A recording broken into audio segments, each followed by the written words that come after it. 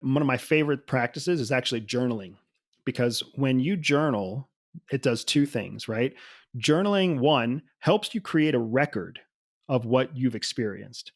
And two, the actual physical act of writing in a journal, whether it's a digital journal or a physical journal, the actual process of writing in the journal means that you have to engage both your left and right hemispheres of your brain to create this document that gets put into a book.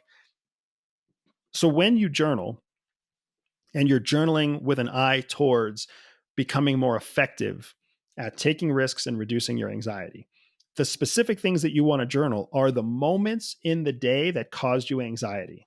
And then you also want to journal what you did in those moments to reduce or overcome your anxiety.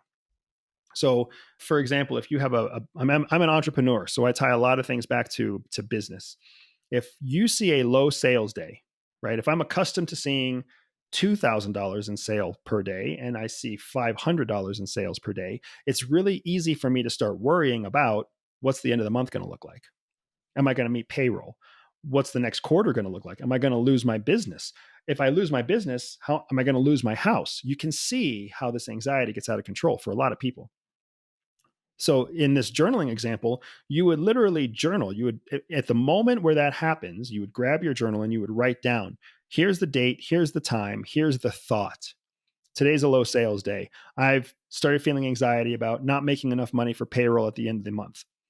And then literally also start journaling what your logical brain is trying to say that you can't hear over your irrational brain. Well, my logical brain is saying that today is Wednesday. And when I look back over all of my weekly sales, Wednesday is always a low sales day. And this Wednesday is a holiday. And people that buy my product aren't going to my store on a holiday. When you start to like journal out what your logical brain is telling you, you actually start to slow down that irrational brain, speed up the rational brain, and document the whole process.